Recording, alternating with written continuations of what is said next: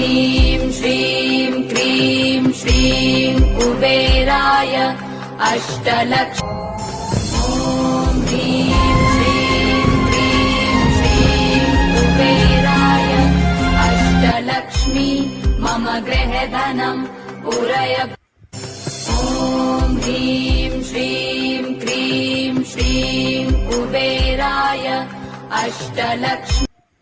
ॐ ह्रीं श्रीं क्रीं श्रीं कुबेराय अष्टलक्ष्मी मम गृहधनं पूरय पूरय नमः। ॐ ह्रीं श्रीं क्रीं श्रीं कुबेराय अष्टलक्ष्मी मम गृहधनं पूरय पूरय नमः।